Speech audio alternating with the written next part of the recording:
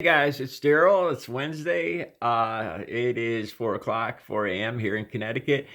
And I'm going to talk about a local story. I usually don't do that. I like to talk about worldwide stories. It's something that everybody can relate to. But I made the decision this time because I just talked recently about Colin Kaepernick and police and what Kaepernick was protesting about police deadly use of force and in general and on unarmed black people or people of color. All right, I don't know if you what you guys know about this. Is a story of Mubarak Salamain. He's an African immigrant from here in New Haven. He was from Norwalk, Connecticut, I think. The incidents, I think it started in Norwalk, Connecticut. There was he started a disturbance in a cell phone store, and he got in a dispute with the people at the cell phone store. He pulled a knife in the store, and on his way out, this is the story as best I can relate it to you guys. On the way out, he took I think it was a Samsung 10, a brand new phone worth, I don't know, just under $1,000. He took a phone. The dispute was over a phone to begin with. I don't know. I don't know if this guy just originally thought maybe that he was wronged. Anyway, this is where his mistake started. He got into an Uber driven car. I don't know if he had got there by an Uber driver, but he got into the Uber driven car. He got in a subsequent argument with the Uber driver. Had the knife. He slapped the Uber driver. They both got out of the car. He then subsequently carjacked the Uber car and led police on I think it was about an 8-mile chase. I think it was down Interstate 95 here, a very busy highway in Connecticut. This is where it gets interesting. Okay, so he's assaulted people. He's pulled a weapon. He's robbed, carjacked. He's armed with a knife.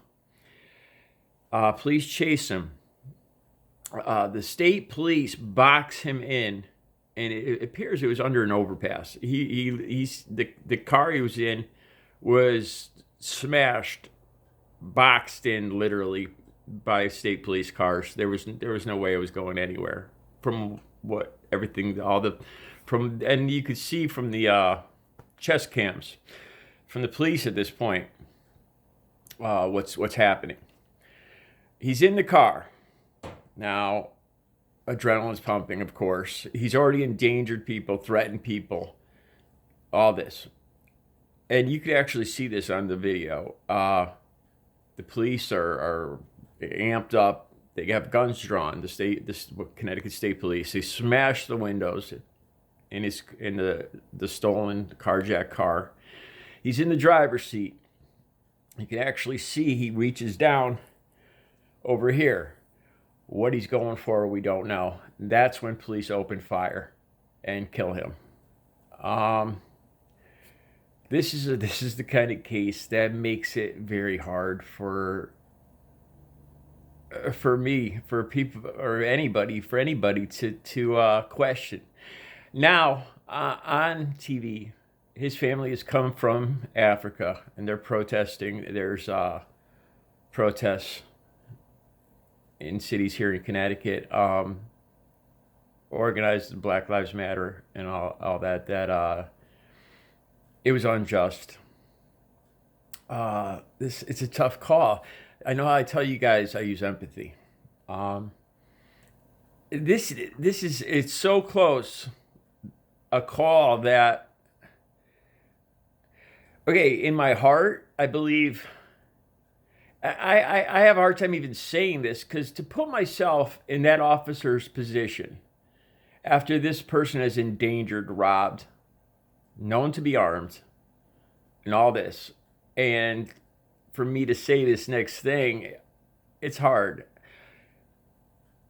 But if the officer had waited a fraction of a second to see what he came up with, it might have ended differently. Or if they tased him, I don't know why they didn't use a taser at this point. That would have prevented him from grabbing anything. It's a tough call. I don't like criticizing the officers on this because this man had already assaulted, robbed, and the main thing that bothered me was putting all the other drivers at risk, getting away on the highway on a very busy, one of the busiest highways in the country, and putting other people's lives at risk. It's a tough call. This man made a series of bad choices that led to his death, and it's hard. It's hard to be sympathetic, but I guess my bottom line is it could have been handled differently. I hate to say that. I hate to sound like that guy that's second guessing the police, especially in such a dangerous, adrenaline fueled situation like this. And I'm proud of our state police. Everything I've always seen is they've been nothing but professional and excellent in their service to our state. I've never had a problem to criticize the state police. And it's hard for me to second guess an officer that has a family. I'm sure has a family at home. And for me to sit here in my easy chair and say, well, he should have waited another fraction of a second just to see if he was going to be shot. That's a shitty thing to say, and I don't feel good about saying it. These are tough situations. I think it just makes it makes it more evident how it's hard to judge this situation not from an outside position. But I would have to say, seeing as the car wasn't going anywhere, the car was not moving. The subject was not known to have any weapon. It wasn't his car, so there shouldn't have been there shouldn't have been a gun or anything like that in the car. The worst thing that he would likely be grabbing for would be a knife. And seeing as that he was boxed in completely, if you see the video, there was no way that a knife would cause damage to the officers outside the car at this point. So from that, you'd have to say that the officers' lives weren't directly in danger at this moment. I don't even feel good saying that, but it's a fact. And I hate sitting here in an easy chair, judging somebody who's got years of experience. But at first, after studying it a few times, I'd have to ask, why not use less than lethal force, a taser or something like that, to prevent him from reaching down.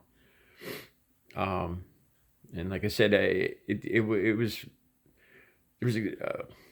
I hate to even say this, it was a fairly certain chance that he wasn't reaching for a gun, so that would not put the officers at risk at whatever he was reaching for. But it's a tough call, and